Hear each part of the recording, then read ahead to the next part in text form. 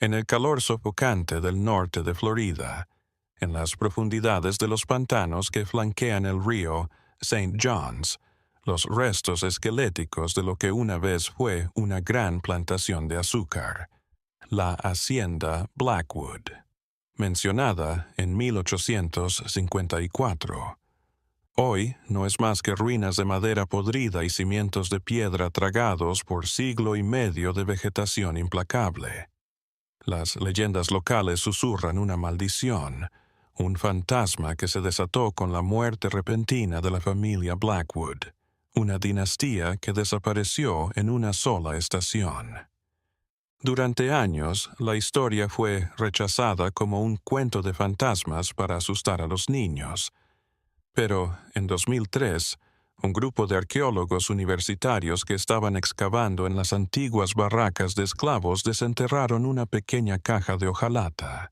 Estaba enterrada en la tierra compactada del suelo de una cabaña.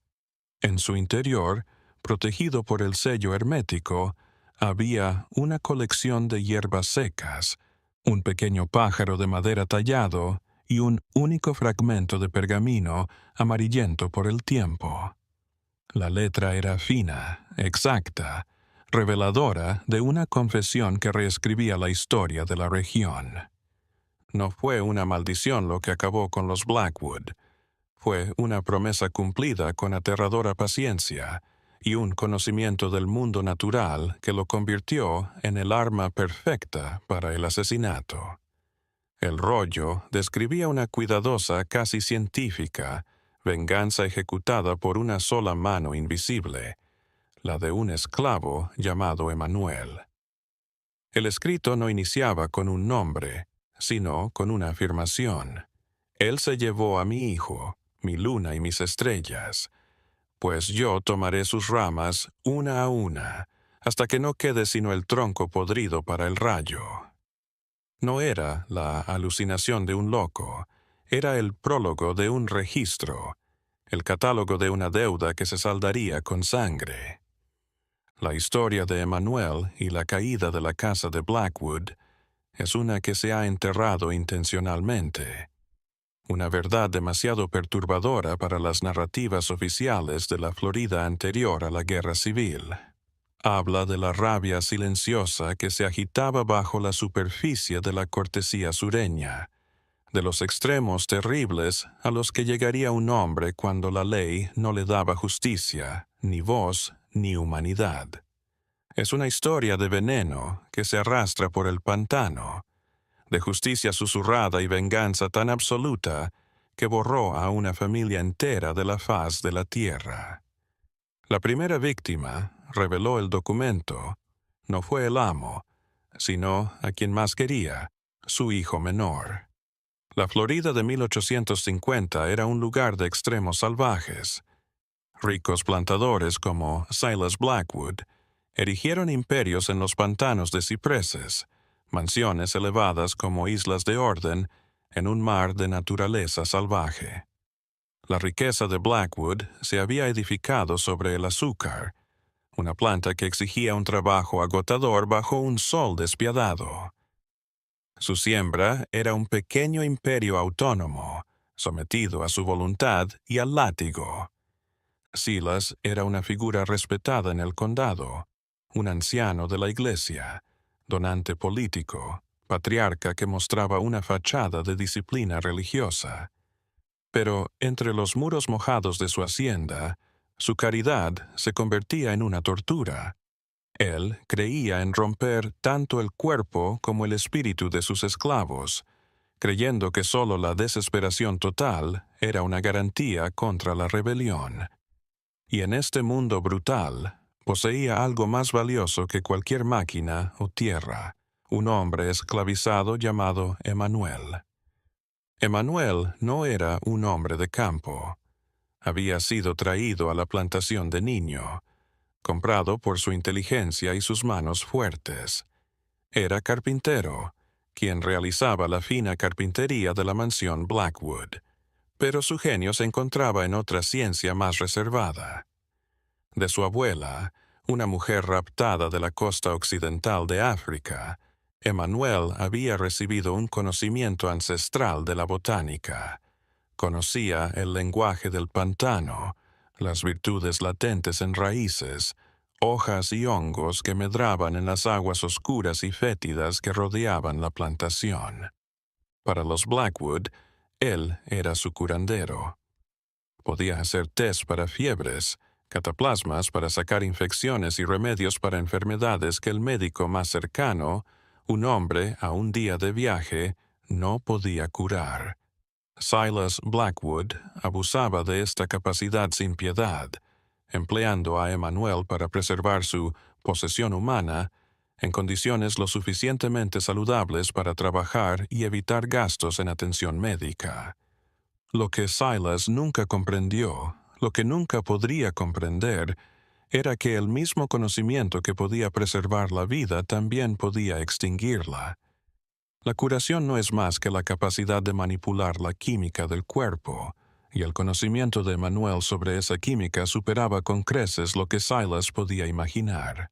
Conocía qué hongos podían detener un corazón, qué hojas podían simular los síntomas del cólera, qué hermosas flores comunes escondían un veneno indetectable. Durante años, lo aplicó únicamente para el bien, consuelo clandestino para sus compañeros esclavos y objeto de respeto a regañadientes por parte de su amo. Emanuel se había creado un pequeño y delicado mundo en la dura realidad de su prisión. Tenía una esposa, Sara, cuya risa era la única música de su vida, y una hija de 5 años, Alara. Eran su hijo, su sol y sus estrellas. Su cabaña al borde del pantano era un refugio. Emanuel había grabado diseños en la puerta de madera y cultivado un pequeño jardín de jazmín nocturno que perfumaba el aire húmedo después del anochecer. Silas Blackwood toleró esta fachada de familia no por generosidad, sino porque pensaba que un esclavo feliz era un esclavo productivo. Consideraba su afecto no como un derecho, sino como una forma de manipulación, otra palanca que podía accionar si Emanuel mostraba signos de rebeldía. Sarah desempeñaba labores en la casa principal, siempre bajo la atenta mirada de Silas y su esposa, Eleanor, una mujer tan gélida y delicada como sus muñecas de porcelana. Alara, muy joven para trabajar, pasaba sus días siguiendo a su padre y aprendiendo los nombres de las plantas que recogía. Sus manitas manipulaban con delicadeza las hojas y flores de sus remedios. En este pequeño santuario, Emanuel casi podía olvidar las cadenas tanto físicas como invisibles que lo retenían. Podía pretender ser solo un esposo y padre, un hombre que se preocupaba por su familia. Pero esa fantasía estaba a punto de romperse por un acto de monstruosa crueldad aleatoria. El detonante fue una tontería, un jarrón de porcelana roto. Era una herencia invaluable de Virginia. La trajo la esposa de Silas, Eleanor. Una noche, en la cena, Sarah estaba sirviendo y tropezó con el pedestal en el que se encontraba. El jarrón se balanceó y cayó al suelo, rompiéndose en 1000 pedazos. El silencio que se produjo a continuación fue absoluto, interrumpido únicamente por el jadeo teatral de Eleanor. Para Silas Blackwood, el jarrón roto no fue un accidente, fue un acto de desafío, una mancha en el orden de su mundo. En público, delante de sus invitados, tenía que dar ejemplo. El castigo que inventó no fue un azote, que habría sido caritativo en comparación. Decidió causarle un dolor para toda la vida, una herida que nunca cicatrizaría. A la mañana siguiente, el carro de un tratante de esclavos resonó a lo largo del camino bordeado de robles hasta Blackwood. Silas había vendido a Sarah. La iban a mandar a las plantaciones de azúcar de Luisiana. Una sentencia de muerte para los esclavos, donde trabajaban hasta matarse y donde tenían menos esperanza de vida que en cualquier otra parte del sur. Estaba arrancando la base del mundo de Emmanuel, destruyendo a su familia por un pedazo de arcilla rota. Emmanuel se arrodilló ante Silas en la galería de la gran casa, donde había pasado horas innumerables puliendo los mismos pisos sobre los que se sellaba el destino de su familia. Dio su vida, su trabajo sin descanso, todo por permanecer con su esposa e hija. Juró trabajar todas las horas del día, jamás pedir otra ración de comida, dormir en el suelo. Se humilló hasta perder toda dignidad, suplicándole al hombre que lo poseía una piedad que sabía que no obtendría, incluso mientras la imploraba.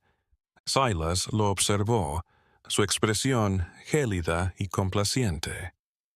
«Debes comprender que todo lo que posees lo recibiste de mí», explicó con voz calmada y razonable, «y puedo arrebatártelo todo». Esta será una lección sobre la realidad de la propiedad. Se dio vuelta y volvió a casa, dejando a Emmanuel en el polvo. Emmanuel vio cómo Sara y Alara eran empujadas en la parte trasera de la carreta. Alara llamaba a su padre, sus bracitos extendidos. Sara no gritó. Miró a Emmanuel con sus ojos llenos de un horror silencioso. Era una mirada de despedida, una mirada de aceptación del final. Mientras la carreta se alejaba, Sara hizo algo que sellaría su destino y desataría la venganza de Emmanuel. Escupió en la tierra, en dirección a la casa principal, un último y pequeño acto de desafío. Silas Blackwood lo observó. Para él fue la mayor insolencia. Una esclava, su propiedad, despreciándolo mientras se la llevaban. Su rostro se contorsionó de furia. Se subió a su caballo y galopó tras la carreta del contrabandista, gritándole que se detuviera. El corazón de Emmanuel se apretó, una esperanza desesperada y tonta parpadeando dentro de él de que Silas hubiera cambiado de opinión. Pero Silas no estaba recuperando su propiedad. Estaba reafirmando su autoridad. Galopó al lado de la carreta y, en silencio, sacó su revólver. Disparó una vez. El cuerpo de Sara se desplomó.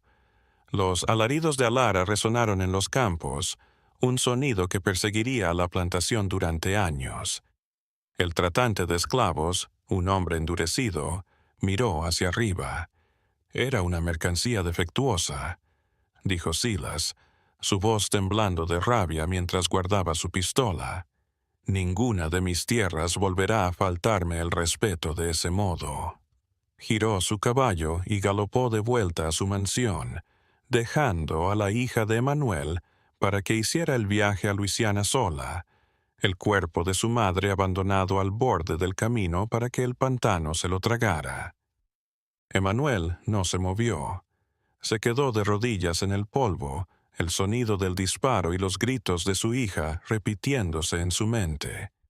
El hombre sanador, esposo, padre, murió. Algo más nació en su lugar, algo frío, paciente, completamente dedicado a un solo propósito que lo consumía. La casa Blackwood acababa de firmar su propia sentencia de muerte.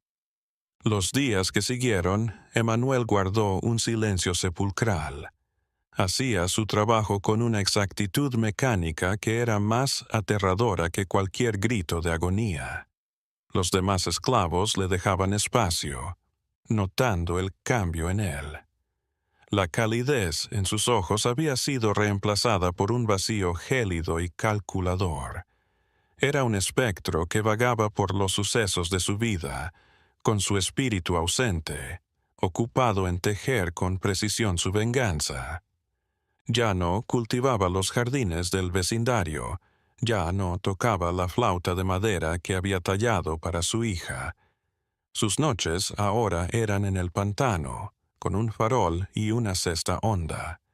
Se sumergía en el agua negra, allí donde las rodillas de los cipreses parecían manos esqueléticas que surgían del fango. Ya no recogía medicinas para la tos o para la fiebre, recogía ingredientes.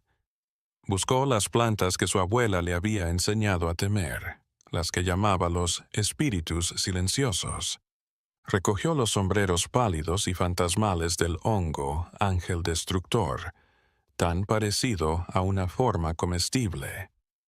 Recogió las bayas brillantes y tentadoras del cicuta de agua, su veneno capaz de provocar convulsiones paralizantes y agonizantes. Desenterró las raíces de los arbustos de adelfas silvestres que bordeaban la línea de la propiedad, consciente de que una sola hoja contenía suficientes glucósidos cardíacos para detener el corazón de un hombre adulto. Su cabaña fue un laboratorio de la muerte. A la luz de una vela de sebo, sintió, secó y molió los hongos hasta obtener un polvo fino e insípido. Hirvió las raíces de cicuta y las redujo a un licor fuerte y concentrado. Aprendió la cantidad exacta necesaria de cada veneno, probando sus pociones en insectos, luego en ratas, luego en cerdos salvajes que cazaba en el pantano. Los observó con la curiosidad desapasionada de un médico. Necesitaba que las muertes parecieran naturales. Una convulsión se tomaría por derrame, un ataque al corazón en un anciano por achaques de la edad, una enfermedad crónica y debilitante por consunción o fiebre, males comunes de la época. Anotó sus descubrimientos en el trozo de pergamino que mantenía oculta en la caja de hojalata, registrando dosis, métodos de administración y los síntomas particulares que causaba cada veneno. Sus habilidades de carpintería tomaron un giro oscuro. Ahuecó el mango de una cuchara de madera, hizo un falso fondo en una lata de hierbas. Se imaginó una docena de formas de colar sus venenos en la casa Blackwood sin ser detectada. Estaba utilizando lo que Silas Blackwood respetaba de él, su cerebro, su habilidad, como armas para destruir a su familia. El curandero ahora era un experto en enfermedades, listo para liberar una peste que solo afectaría a una línea de sangre. Emmanuel sabía que no podía con Silas. Matar al amo, primero, alertaría a todos los esclavos de inmediato. Su venganza debía ser un horror lento y rastrero. Tenía que ser una enfermedad que infectara a la familia desde los márgenes y se abriera camino hacia el centro, dejando a Silas impotente mientras su mundo se desmoronaba a su alrededor. Quería que Silas experimentara la misma impotencia que él había sentido, arrodillado en el polvo, mientras le arrancaban a su familia. El rollo en la caja de hojalata detallaba su venganza con escalofriante lógica. La primera rama en ser cortada del árbol genealógico Blackwood fue el hermano menor de Silas, Jacob. Jacob Blackwood era el capataz de la plantación, un hombre que parecía disfrutar de la tortura. Su látigo había marcado la espalda de casi todos los esclavos de la hacienda. Era un alcohólico, violento cuando estaba bebido, y esta debilidad sería su perdición. Jacob padecía lo que entonces se llamaba reumatismo, dolor crónico en las articulaciones que paliaba con una copa nocturna de whisky mezclado con tónico amargo de hierbas. Emmanuel era quien lo elaboraba. Durante semanas lo siguió preparando como de costumbre, meciendo a Jacob en una confianza ciega. Esperó la noche ideal, una en la que Silas se encontraba fuera de la plantación, en otro condado, por negocios. La noche sin luna de finales de otoño, Emmanuel actuó. Preparó el tónico de Jacob como de costumbre, pero esta vez añadió una pequeña dosis perfectamente medida de extracto concentrado de adelfa. El veneno estaba disimulado por el sabor amargo de las hierbas y el fuego del whisky barato. Le entregó la taza de hojalata a la pequeña cabaña de Jacob, al lado de los barracones de esclavos, desde donde el capataz podía vigilarlos.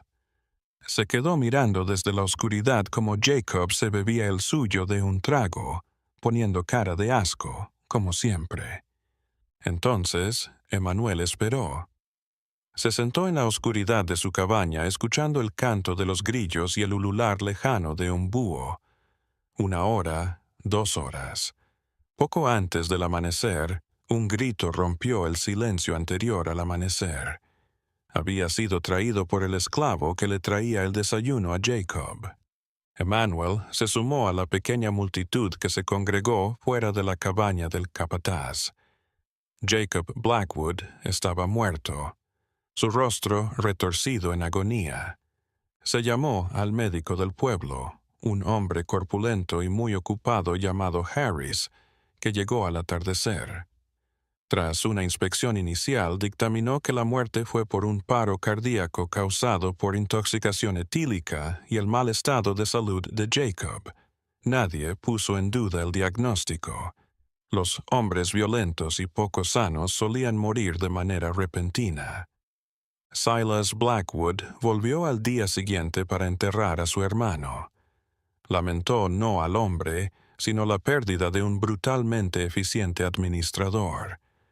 Ascendió a otro hombre a capataz, y los tambores de la plantación siguieron sonando. Nadie advirtió al carpintero callado y observador que acababa de cometer su primer asesinato exitoso. La siguiente en morir fue la prima visitante de Eleanor Blackwood, una joven llamada Clara. No era una Blackwood de sangre, pero hacía feliz a la esposa de Silas. Para Emanuel eso era suficiente. La muerte de Clara debía ser otra, más discreta. Era joven y estaba sana. Un paro cardíaco repentino sería sospechoso. Emanuel optó por un método más gradual.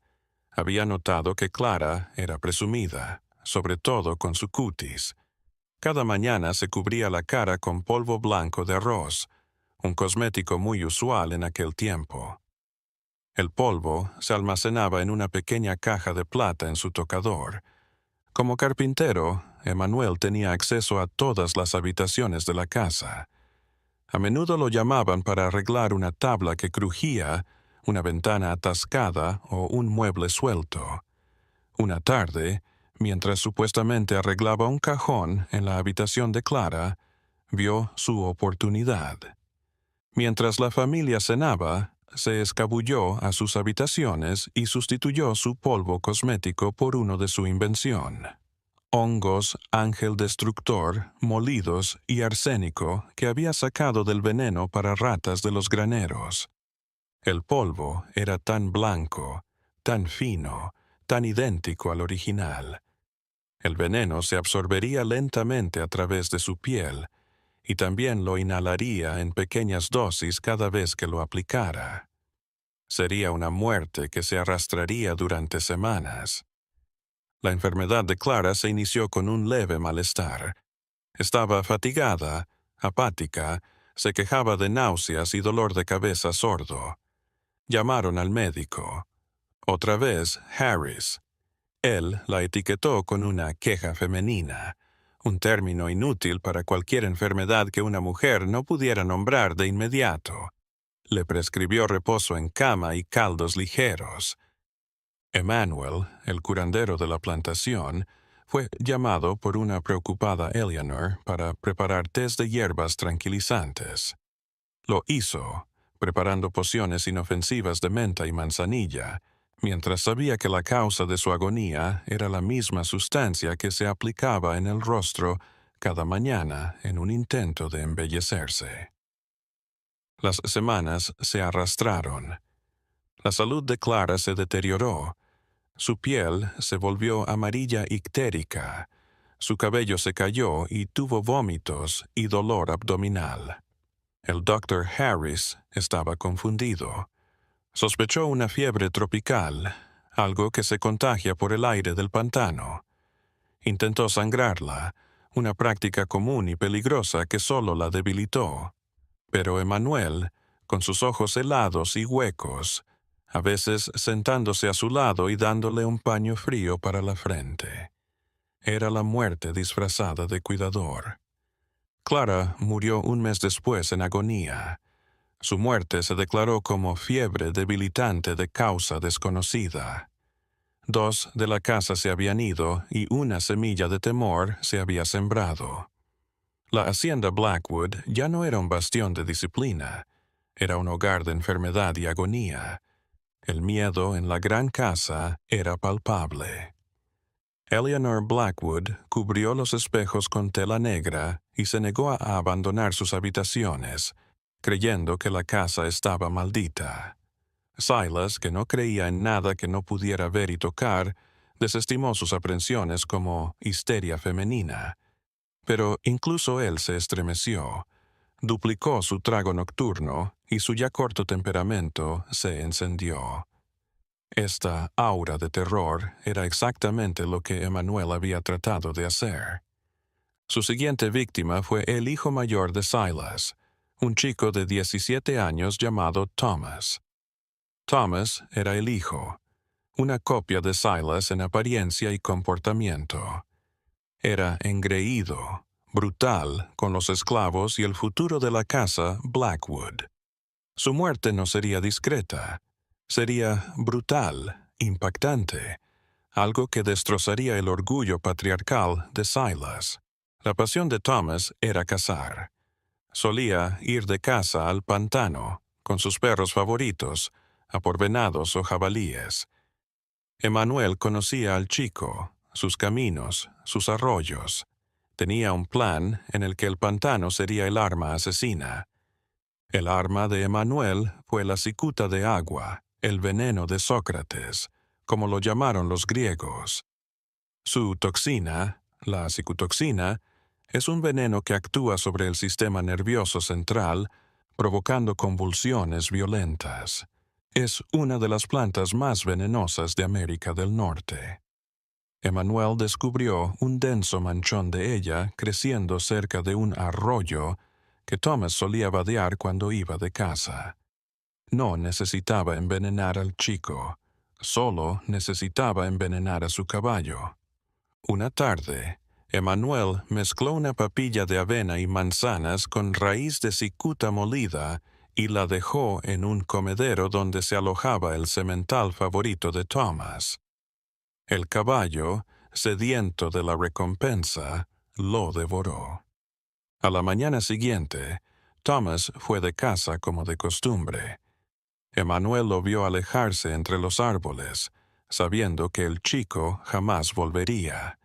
Horas después, los esclavos que trabajaban en los campos cercanos al pantano oyeron un grito inhumano, seguido del ladrido desesperado de los perros. Se organizó una partida de búsqueda. Hallaron a Thomas en el pantano, cerca del arroyo. Su caballo estaba muerto, retorcido en el suelo, espuma en la boca. Thomas estaba cerca, su propio cuerpo destrozado. La escena hablaba por sí misma, aunque mentirosa. El caballo había sido sorprendido por un ataque, probablemente una serpiente, y había lanzado a su jinete contra un ciprés. El cuello de Thomas estaba roto, pues fue un accidente horrible y sangriento. Pero mientras el equipo de búsqueda cargaba el cuerpo del niño de vuelta a casa, Emmanuel, que se había unido a la partida, notó algo que nadie más notó, algo que probó su éxito. Las manos del niño estaban cerradas en puños rígidos en forma de garras, un signo revelador de las agonizantes convulsiones de cuerpo completo, inducidas por la cicuta justo antes de su mortal caída. La muerte de su hijo y heredero finalmente destrozó la coraza de negación de Silas Blackwood. Esto no era una maldición, era un asalto. Las muertes eran demasiado frecuentes, demasiado extrañas. Su hermano, la prima de su esposa, ahora su primer hijo, todos desaparecidos en cuestión de meses. La paranoia lo invadió. Comenzó a sospechar de sus competidores comerciales, sus vecinos, incluso sus propios esclavos. Cerraba con llave las puertas y ventanas de la mansión por la noche y llevaba una pistola cargada en todo momento. Preguntó a sus esclavos domésticos, amenazando y azotando para que confesaran un crimen que ni siquiera podía nombrar. Pero nadie lo sabía. Los esclavos que sospechaban en secreto que Emanuel estaba causando las muertes no hablaron. Lo consideraban una manera de castigo divino o demoníaco. Lo veían recorrer la plantación con temor y admiración. Su justiciero silencioso, el destructor de sus torturadores.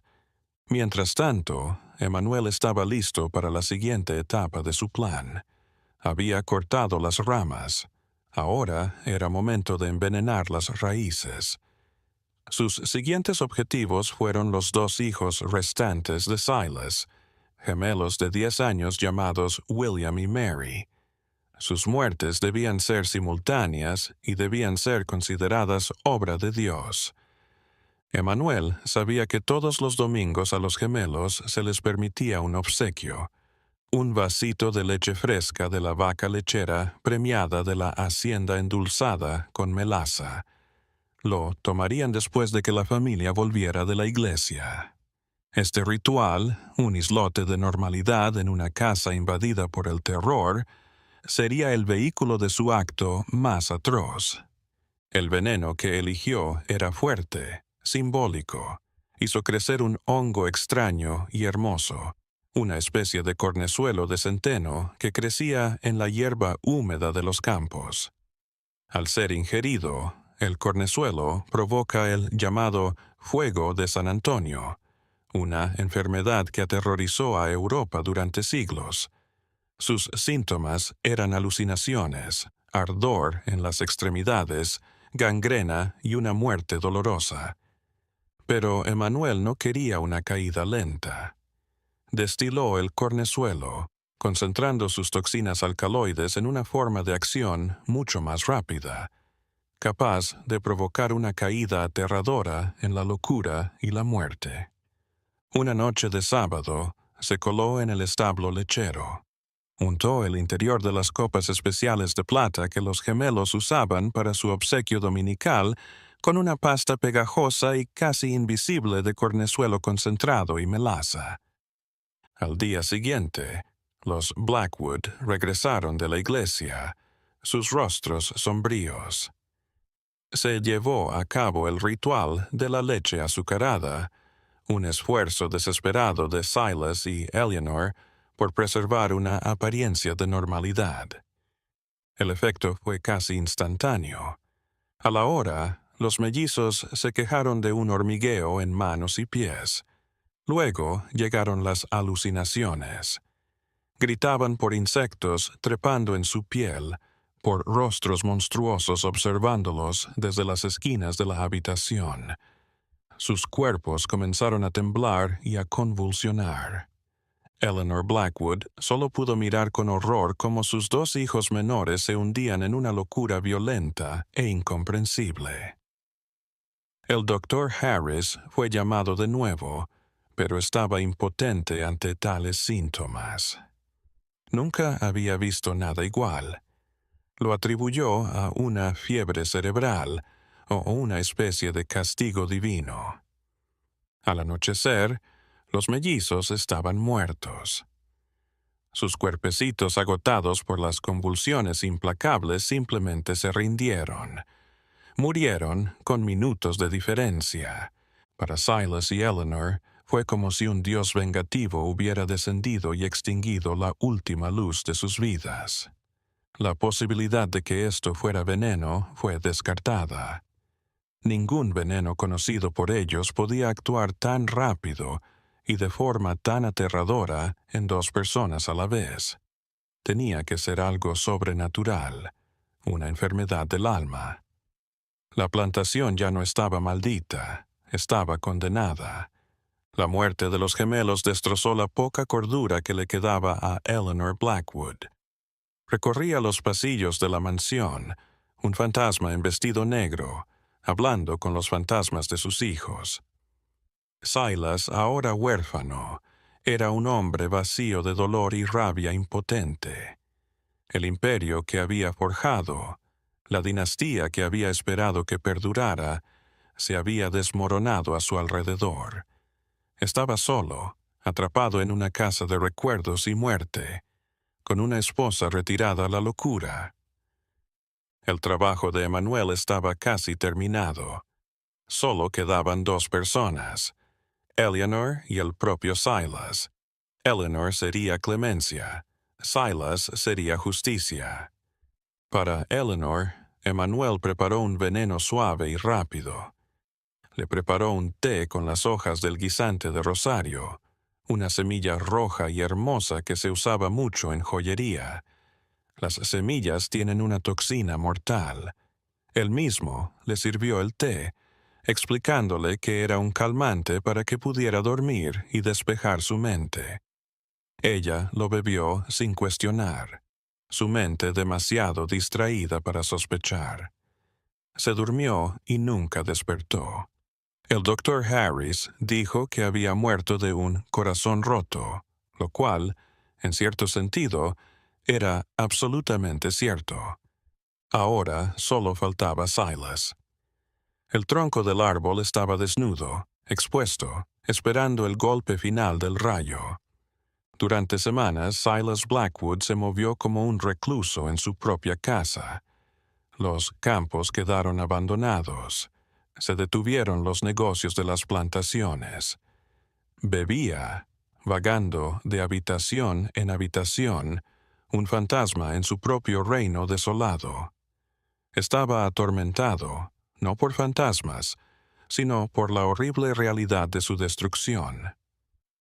Había perdido todo aquello por lo que su crueldad decía luchar, el mismo linaje que pretendía defender y enaltecer con su brutalidad. Era un rey sin reino, un patriarca sin familia. Emmanuel lo miró. Quería torturar a Silas, hacerlo agonizar. Quería que probara la desesperanza absoluta. Su venganza final no sería una muerte rápida y limpia. Sería una caída lenta y consciente hacia la tumba. Se reservó su peor veneno para el final. Una poción del veneno de serpientes de coral que cazó en el pantano y paralizante de una vid rara. La combinación no mataría. Provocaría una parálisis muscular total, pero dejando intacta la conciencia de la víctima, síndrome de enclaustramiento. La víctima se haría pasar por muerta, sin pulso, sin respiración, pero podría ver, oír y sentir todo. La oportunidad se presentó en una noche de tormenta eléctrica que sacudió la casa. Silas, ebrio y asustado por el ruido, llamó a Emmanuel, la única persona en la que aún confiaba, el curandero que había atendido a su familia mientras morían. Se quejó de dolores en el pecho, de un terror que sentía que su corazón iba a explotar. Emmanuel le trajo un vaso de brandy, su expresión de fingida preocupación. En el licor oscuro se encontraba el veneno paralizante. Silas se lo tragó, agradeciendo a Eas y a Emmanuel por su lealtad. «Eres el único que queda, Emmanuel», balbuceó, la voz arrastrando las palabras por el alcohol y la autocompasión. «El único». Y entonces el veneno hizo efecto. Un entumecimiento se apoderó de sus dedos de manos y pies y subió por su cuerpo. Quiso hablar, pedir ayuda, pero su lengua era plomo en su boca. Intentó levantarse, pero sus piernas no respondieron. Una mirada de horror absoluto se apoderó de sus ojos mientras se dejaba caer en su silla, su cuerpo una jaula. Estaba inmóvil, pero su mente gritaba. Pudo ver a Emmanuel de pie frente a él, mirándolo con esos ojos fríos y vacíos. Emmanuel se inclinó, su voz un susurro bajo y firme que se abrió paso entre la tormenta. «Me llamo Emanuel», pronunció, cada palabra nítida. «Usted mató a mi esposa, Sara. Vendió a mi hija Yara. Me arrebató a mi hijo, mi luna, mis estrellas. Ahora yo tengo los suyos». Los ojos de Silas se abrieron con horror. No podía moverse, no podía hablar, no podía hacer nada más que escuchar mientras Emanuel explicaba cada detalle de su venganza. Describió el veneno que mató a Jacob, el polvo que consumió a Clara, la cicuta que derribó a Thomas, la locura que reclamó a los gemelos, el sueño suave que se llevó a Eleanor. «No está muerto, Silas», continuó Emanuel, su voz plana. «Está simplemente atascado. Puede escucharme, puede verme, puede sentir el aire en su piel, pero no puede moverse. Mañana lo hallarán. El Dr. Harris lo declarará muerto por paro cardíaco, un final para un hombre sin corazón. Le harán un bonito ataúd y lo enterrarán en el panteón familiar junto a todos los niños que no pudo salvar». Se detuvo, dejando que el horror de sus palabras se hundiera. «Estará ahí para todo. Oirá el elogio, oirá cerrarse la tapa del ataúd, oirá las paladas de tierra sobre la madera, y tendrá horas en la oscuridad para reflexionar sobre sus acciones. Lo último que sentirá será el aire escapándose. Esa es mi justicia». Emanuel dejó a Silas en su silla, una estatua de terror. A la mañana siguiente, un esclavo de la casa lo descubrió. La escena se desarrolló tal como Emanuel lo había imaginado.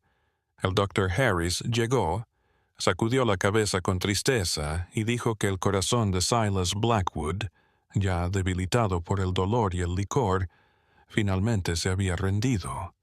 El último de los Blackwood estaba muerto. Los funerales fueron fastuosos. El último y hueco homenaje a una dinastía extinta. Se hizo el ataúd más fino, forrado de seda. Se trajo un predicador para que hablara de las supuestas virtudes de Silas. Durante el velorio de 2 días, la mente de Silas fue un observador silencioso y gritón de todo. Observó cómo lo vestían en su propio cadáver, escuchó las condolencias de sus vecinos, sintió cómo se cerraba la tapa de su ataúd, sumiéndolo en la oscuridad eterna. La última marcha al cementerio familiar fue el acto final. Emanuel se detuvo a una distancia prudente de los demás esclavos, su rostro inexpresivo. Se quedó mirando cómo bajaban el ataúd. Mientras la primera palada de tierra se estrellaba contra la tapa, se preguntó si Silas podía escucharlo. Lo sabía. Sabía que Silas estaba sintiendo en su totalidad el horror de ser enterrado vivo. Había hecho lo que había prometido. El tronco podrido había sido alcanzado por un rayo y la casa Blackwood era ahora poco más que un recuerdo y un cementerio de tumbas recientes. Los días después del funeral de Silas Blackwood, la calma se instaló en la plantación. Sin amo ni heredero, la hacienda quedó en un limbo legal. El capataz, un hombre que Silas había contratado tras la muerte de Jacob, carecía del poder o el deseo de imponer la disciplina salvaje de antaño. Se había roto la maquinaria de la plantación. La noticia de la desaparición de toda la familia se extendió por todo el condado, reforzando la leyenda local de la maldición Blackwood.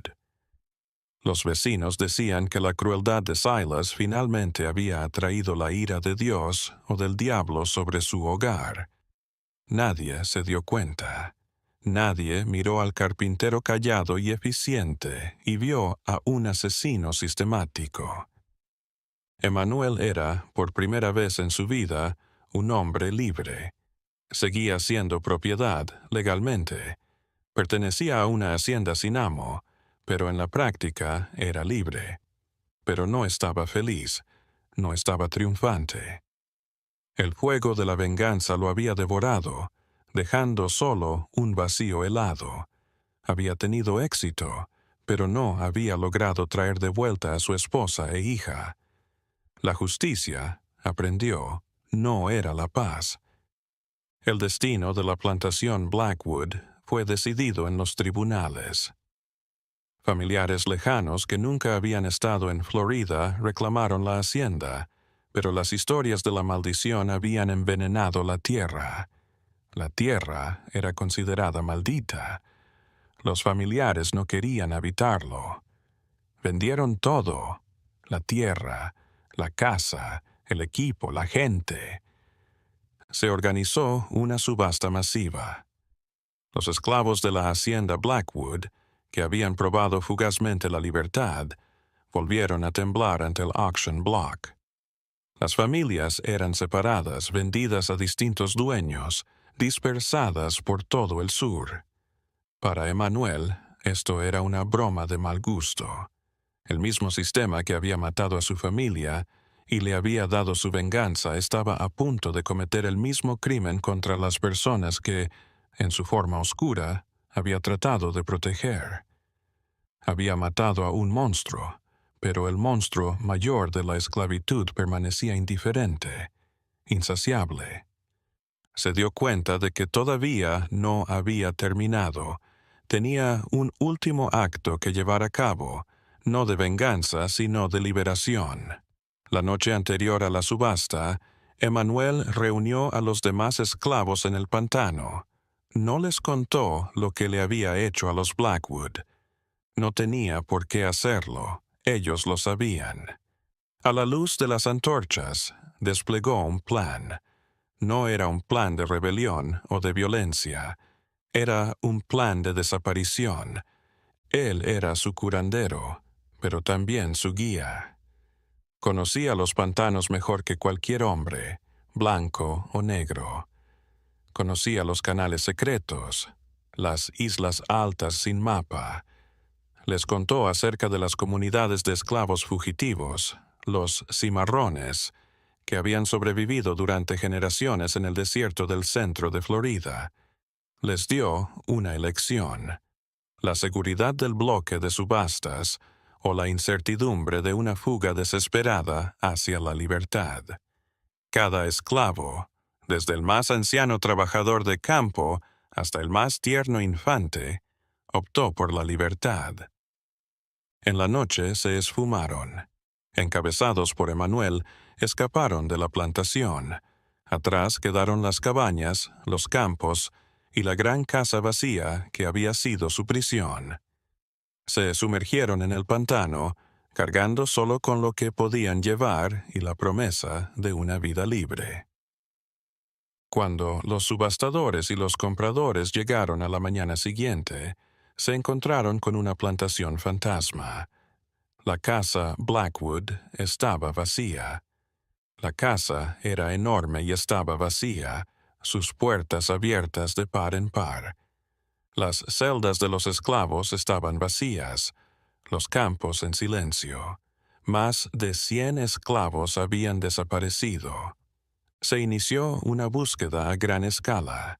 Patrullas de esclavos y cazadores de recompensas con perros rastrearon los pantanos durante semanas. No hallaron nada.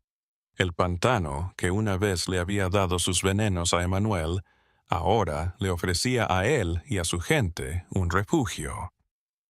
Se habían ido, engullidos por la naturaleza.